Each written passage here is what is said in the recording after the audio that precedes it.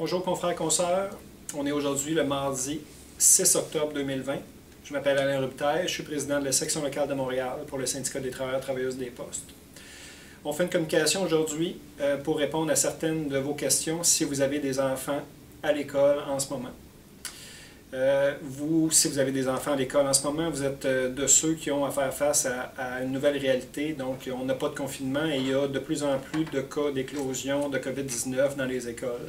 Donc, il se peut que si vous avez un enfant à l'école, vous ayez une communication soit de l'école ou de la santé publique vous demandant de faire tester votre enfant étant donné qu'il y a un certain niveau d'éclosion dans son école. Ce qu'on voulait vous dire là-dessus, c'est que cette communication-là qui vous est transmise vise normalement spécifiquement votre enfant et ne vous vise pas vous particulièrement. Donc, vous pouvez évidemment aller faire tester votre enfant, ça fait plein de sens, mais vous n'êtes pas tenu de vous faire tester vous-même. Et vous devez savoir que si vous vous faites tester sous la seule raison que vous avez reçu une communication demandant à votre enfant de se faire tester, bien, vous allez... Bon, le Poste Canada ne va pas vous payer en congé spécial, vous allez devoir prendre vos journées personnelles, vous allez être en sans-solde si vous décidez de vous faire tester et d'attendre le résultat du test. Donc, je vous dirais que ce n'est pas la meilleure des solutions. Je pense que vous devriez vous présenter au travail suite au dépistage de votre enfant et si jamais la situation vient qu'à évoluer, bien, de tenir la gestion locale informée de tout ça. Par contre, si, comme premier cas, c'est s'il n'y a aucune autre raison que vous avez reçu une communication de la santé publique, donc on ne vous recommande pas de vous faire tester. Si vous le faites, faites-le sur votre temps, vous n'êtes pas obligé de vous isoler. Si la communication vise toujours votre enfant, mais que vous avez des symptômes, vous avez des bonnes raisons de croire que c'est important pour vous de passer un test, à ce moment-là, on vous suggère fortement. Donc, le point de départ, c'est tout le temps la santé publique. Donc, appelez le numéro de téléphone de la santé publique, vérifiez avec eux, expliquez-leur votre histoire, beaucoup d'éclosions dans l'école de mon enfant, est-ce que je devrais me faire tester, j'ai tel symptôme, donc je me sens à risque, est-ce que je devrais me faire tester? Si la santé publique vient vous dire oui, vous avez besoin de vous faire tester, tant mieux. Donc, prenez le nom de la personne qui vous a parlé à la santé publique et aviser votre gestion locale que vous allez passer un test et de vous considérer en quarantaine jusqu'au résultat du test, parce que vous avez une bonne raison et que vous êtes appuyé par la santé publique. Ce qu'on vise, c'est d'éviter que vous soyez en sans-solde pour la période d'attente pour le test. Donc, on fait vraiment 2 cas bien spécifiques avec ça.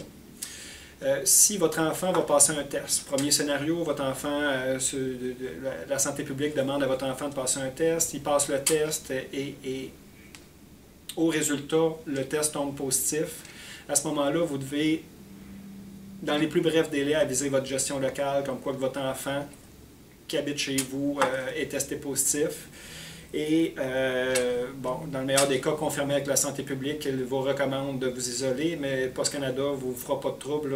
Si vous habitez avec quelqu'un qui a la COVID-19, votre place n'est pas au travail, c'est chez vous et vous allez être payé en quarantaine, en congé spécial pour la période où votre personne la personne chez vous est infectée. Donc, on vous demande d'aviser dans les plus brefs délais la gestion et de ne pas vous présenter au travail. Ça, c'était pour le test et les dépistages. Il y a un autre volet qui est important aussi à souligner pour essayer de couvrir tout ce qui touche les parents qui ont des enfants à l'école, le volet des congés spéciaux pour garde d'enfants. Donc, si l'école dit, ben maintenant, parce que votre enfant a un cas d'espèce, votre enfant a le nez qui coule, il y a une petite toux, on vous demande de ne pas l'amener à l'école, de le garder chez vous. Il se peut que vous soyez dans l'impossibilité de vous présenter au travail.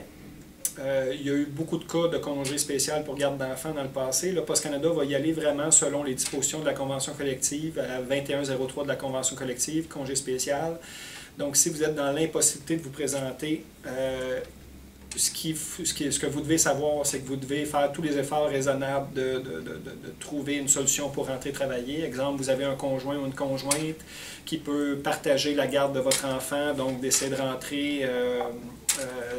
rentrer si possible au travail, tant mieux.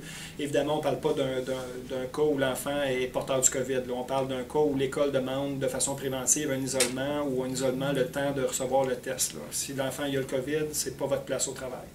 Par contre, si vous avez justement en attente de résultats ou l'école refuse de prendre votre enfant pendant ce temps-là, c'est vraiment à vous qu'on s'adresse sur ce volet spécifique-là. Donc, essayez de voir votre conjointe, y a-t-il moyen de trouver une solution pour essayer de proportionner les absences, surtout si c'est deux employeurs différents, un petit peu du côté du conjoint, un petit peu de votre côté. Tant mieux si vous êtes capable de le faire. Si vous n'êtes pas capable de le faire, bien, commencez à vous documenter comme il faut. Donc, commencez à vous documenter. Si vous êtes le seul, c'est votre enfant à charge, il est d'âge où vous devez vous occuper de lui. Pour commencer à prendre de l'information, savoir, bon, il y a sûrement une lettre de l'école qui vous est faite, qui vous est envoyée ou un appel téléphonique à telle date de telle personne à l'école qui vous a demandé de garder l'enfant chez vous. Donc ça, c'est une bonne preuve à garder avec vous. Une preuve du test de votre enfant. Quand est-ce que votre enfant s'est fait tester, si jamais c'est le cas. Une preuve du résultat du test aussi. Tout ça dans le but de monter un dossier. Dans le fond, l'idée derrière ça, c'est de convaincre l'employeur que vous avez le droit à un congé spécial parce que vous êtes dans l'impossibilité de vous présenter au travail. D'ailleurs, lorsque vous allez faire une demande, on va vous demander de le faire sur le document officiel, faire une demande de congé comme une demande de journée personnelle, donc une demande officielle de congé. L'employeur se doit d'enquêter là-dessus.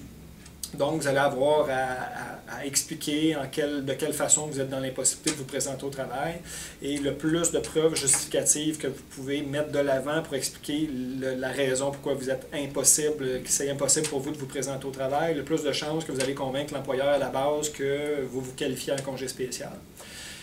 Dans le cas où l'employeur viendrait qu'à refuser et que vous êtes convaincu que vous êtes dans l'impossibilité de vous présenter au travail, il n'y aura pas 36 solutions. Et là, les preuves, vous allez les avoir déjà entre les mains. Vous allez l'avoir soumis à l'employeur d'ailleurs. Donc, on va vous demander de faire un grief si jamais l'employeur refuse.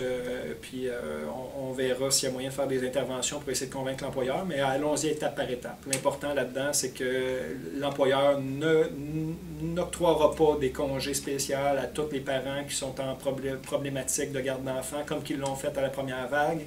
L'employeur va y aller au cas par cas. Donc, on retourne rapidement à la convention collective et c'est à nous de démontrer le fardeau, le fardeau de preuve est à nous de démontrer qu'on était dans l'impossibilité de se présenter. Donc, documentez-vous, plaidez votre dossier auprès de l'employeur et si ça ne fonctionne pas, contemplez l'idée de faire un grief en nous envoyant toutes les preuves justificatives que vous avez. En espérant que ça répond à vos questions. Merci beaucoup.